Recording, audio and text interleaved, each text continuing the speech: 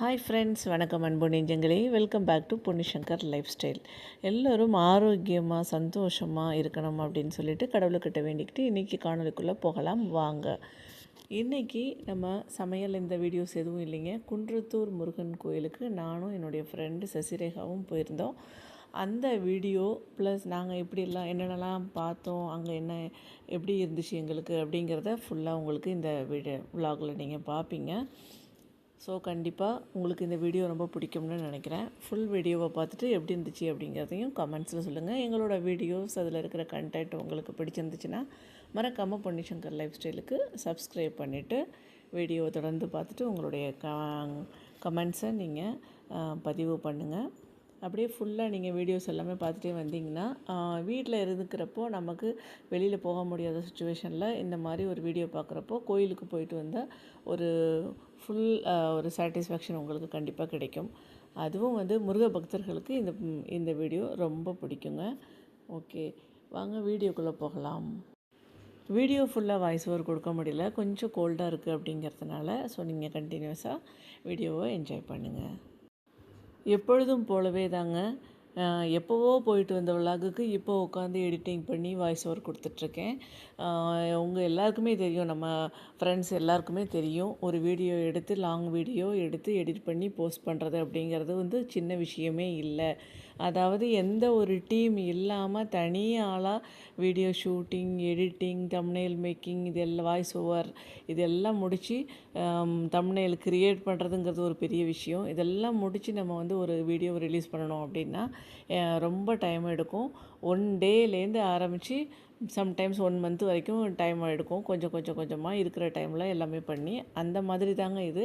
இந்த வீடியோ எப்போ எடுத்தது அப்படின்னா சூரசம்ஹாரம் நடந்துச்சு இல்லையா, அதுக்கு மறுநாள் நாங்கள் குன்றத்தூருக்கு போயிருந்தோம்.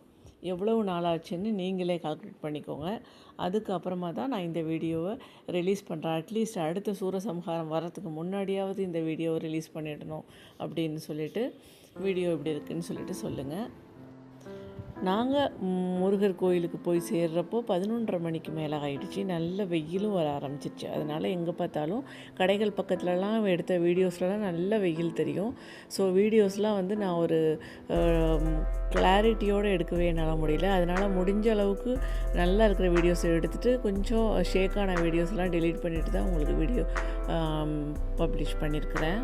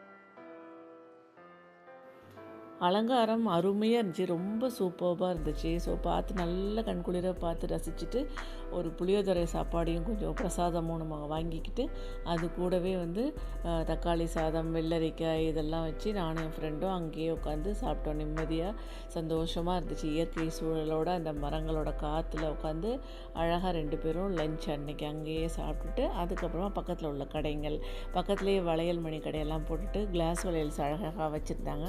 அது எல்லாத்தையும் பார்த்துட்டு ரசிச்சுட்டே வந்தோம். சேவல் கோழியெல்லாம் வந்து நேர்ந்து விட்டுருந்தாங்க கோயிலில். அதெல்லாம் நிறைய சேவல் கோழியெல்லாம் பக்கத்துலேயே இருந்துச்சு. அதையும் பார்த்துட்டு நமக்கு வளையல் மணி இதெல்லாம் வந்து வாங்குகிறோம் இல்லை அப்படிங்கிறது அடுத்த விஷயம். ஆனால் அதெல்லாம் பார்த்தாலே அப்படியே பார்த்துட்டே போயிட்டே வந்தோம்னா நமக்கு மனசுக்கு பயங்கரமாக ரிலாக்ஸ்டாக இருக்கிற மாதிரி இருக்கும். அதனால எங்கே போனாலும் நான் இந்த கடைகள் பக்கத்தில் உள்ள எல்லா கடைகளையும் பார்த்துட்டே வருவேன். நமக்கு ஊர்லெலாம் போனோன்னா ஒரு சந்தைக்கு போயிட்டு வந்த மாதிரி ஒரு அனுபவம் கிடைக்கும் இல்லையா, அந்த மாதிரி இருக்கும். அதனால் இந்த மாதிரி சின்ன சின்ன கடைகள் இருக்கிற கோயில் இந்த பகுதி இந்த மாதிரி இடத்துக்கெல்லாம் போகிறது வந்து எனக்கு ரொம்ப பிடிக்கும். உங்களுக்கு எப்படின்னு சொல்லி கமெண்ட்ஸில் சொல்லுங்கள்.